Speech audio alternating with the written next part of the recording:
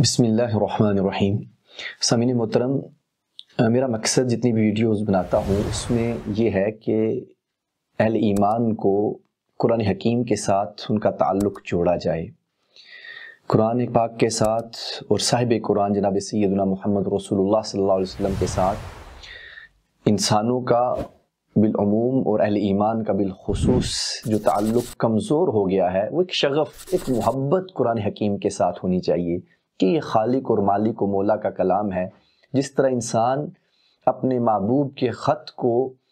بار بار محبت کے ساتھ پڑھتا ہے اور اسے ہر دفعہ نئی چاشنی اور نیا ذائقہ اور نئی لذت محسوس ہوتی ہے، یہی معاملہ محبت کا اور اس سے کہیں گنا بڑھ کر قرآن حکیم کے ساتھ ہونا چاہیے۔ یہ اللہ رب العزت کا کلام ہے اور خدا کے ساتھ جوڑا ہوا ہے اور انسانوں کے پاس ہے، تو ان کے ساتھ تعلق ہونا چاہیے۔ کوشش یہ ہوتی ہے کہ قرآن کے ساتھ تعلق جو ہے وہ مضبوط ہو، ایک شغف پیدا ہو قرآن کو پڑھنے کا، اسے سمجھنے کا، اس سے محبت کا۔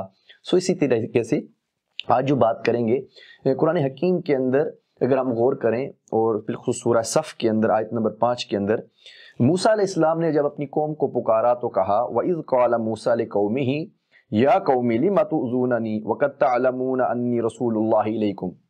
موسیٰ علیہ السلام نے جب اپنی قوم کو پکارا تو کہا یا قوم، اے میری قوم، پورے قرآن حکیم کے اندر، حالانکہ ان کی قوم بنی اسرائیل ہے لیکن انہوں نے اپنی قوم کو پکارا تو کہا وَإِذْ قَالَ مُوسَىٰ لِقَوْمِهِ یا قوم، آیت نمبر 5 میں، اور پھر اس سے اگلی آیت میں بعد فوراً حضرت عیسیٰ علیہ السلام نے اپنی قوم کو پکارا، حالانکہ دونوں کی قوم بنی اسرائیل ہے، اور عیسیٰ علیہ السلام کہتے ہیں وَإِذْ قَالَ عِيسَى ابْنُ مَرْيَمَ يَا بَنِي إِسْرَائِيلَ إِنِّي رَسُولُ اللَّهِ إِلَيْكُمْ مُصَدِّقًا لِمَا بَيْنَ يَدَيَّ مِنَ التَّوْرَاةِ وَمُبَشِّرًا بِرَسُولٍ يَأْتِي مِن بَعْدِهِ اسْمُهُ أَحْمَدُ۔ اور اس آیت کے اندر حضرت عیسیٰ علیہ السلام ہمارے نبی کریم علیہ السلام کی آمد کی بشارت دے رہے ہیں اور اپنی قوم کو مخاطب کرتے ہیں وَإِذْ قَالَ عِيسَى ابْنُ مَرْيَمَ يَا بَنِي إِسْرَائِيلَ، اے بنی اسرائیل۔ اس سے پہلی آیت میں موسیٰ علیہ السلام اپنی قوم کو مخاطب کرتے ہیں اور کہتے ہیں وَإِذْ قَالَ مُوسَىٰ لِقَوْمِهِ يَا قَوْمِ۔ موسیٰ علیہ السلام کی قوم بھی بنی اسرائیل ہے اور عیسیٰ علیہ السلام کی قوم بھی بنی اسرائیل ہے۔ موسیٰ علیہ السلام اپنی قوم کو بلاتے ہیں اور مخاطب کرتے ہیں تو کہتے ہیں یا قوم، اور عیسیٰ علیہ السلام اپنی قوم کو مخاطب کرتے ہیں اور بلاتے ہیں تو کہتے ہیں یا بنی اسرائیل۔ پورے قرآن حکیم کے اندر عیسیٰ علیہ السلام نے جب بھی اپنی قوم کو مخاطب کیا، بلایا تو کہا یا بنی اسرائیل، اور موسیٰ علیہ السلام نے جب اپنی قوم کو بلایا تو کہا یا قوم، حالانکہ دونوں کی قوم بنی اسرائیل ہے۔ فرق کیا ہے؟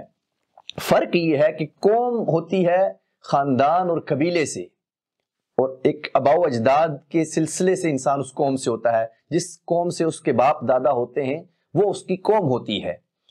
اور موسیٰ علیہ السلام کے والد گرامی چونکہ اس قوم سے تھے اس لیے انہوں نے کہا یا قوم۔ چونکہ عیسیٰ علیہ السلام کی پیدائش معجزاتی ہے اور بغیر والد کے آپ کی پیدائش ہے، تو اس لیے جب اپنی قوم کو آپ نے مخاطب کیا تو یا قوم نہیں کہا بلکہ یا بنی اسرائیل کہا۔ تو اس سے عیسیٰ علیہ السلام کی ولادت جو معجزاتی ہے اس پر دلالت ملتی ہے، اور یہ فرق جو قرآن حکیم نے بیان فرمایا ہے اس سے یہ چیز ثابت ہوتی ہے کہ واقعہ ہی اللہ رب العزت کا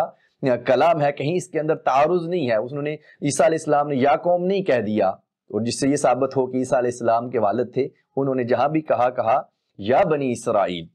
اور اس سے پھر عجیب تر ایک بات سورہ آل عمران کی آیت نمبر 59 ہے، جس میں اللہ رب العزت نے فرمایا ان مثل عیسیٰ عند اللہ کمثل آدم،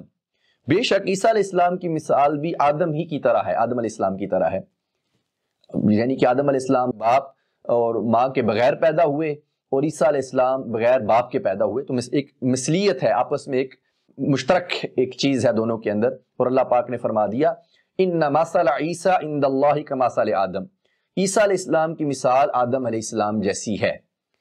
آیت کے اندر تو بات یہ آ گئی، لیکن عجیب تر بات، قرآن اللہ کا کلام ہے اور اس کے اندر اللہ، اس آیت میں اللہ کہہ رہا ہے دونوں کی مثال ایک جیسی ہے، عیسیٰ علیہ السلام کی مثال آدم اسلام جیسی ہے، لیکن دیکھیے اللہ پاک نے اس مماثلت کو کس حد تک قرآن حکیم میں قائم رکھا۔ آدم علیہ السلام کا اور عیسیٰ علیہ السلام کا اس مقام آیت نمبر 59 سورہ آل عمران سے پہلے 6 دفعہ ذکر ہوا۔ 6 دفعہ اللہ رب العزت نے آدم علیہ السلام کا ذکر کیا اور 6 ہی دفعہ اللہ رب العزت نے عیسیٰ علیہ السلام کا ذکر کیا۔ ایک مماثلت، آدم علیہ السلام کی مثال عیسیٰ علیہ السلام جیسی ہے، تو 6 دفعہ اس مقام سے پہلے آدم علیہ السلام کا ذکر اور 6 دفعہ اس مقام سے پہلے عیسیٰ علیہ السلام کا ذکر، اور پھر اس مقام کے بعد سورہ ناس تک پورے قرآن حکیم میں آدم علیہ السلام کا ذکر 18 مرتبہ اور عیسیٰ علیہ السلام کا ذکر بھی 18 مرتبہ. آپ گنتی کر لے کے دیکھ لیجئے، جہاں آدم علیہ السلام کا نام آیا ہے، ذکر آیا ہے، اتنے مقامات کو آپ گنتی کر لیں. اس مقام کے بعد تو 18 ہیں اور عیسیٰ علیہ السلام کے مقامات بھی 18 ہیں اور اس سے پہلے 6 ہیں. سو مکمل ٹوٹل جو ہے 25 مرتبہ آدم علیہ السلام کا ذکر ہے قرآن حکیم میں اور 25 مرتبہ عیسیٰ علیہ السلام کا ذکر ہے قرآن حکیم میں. اور یہ آیت مڈل میں ہے، انما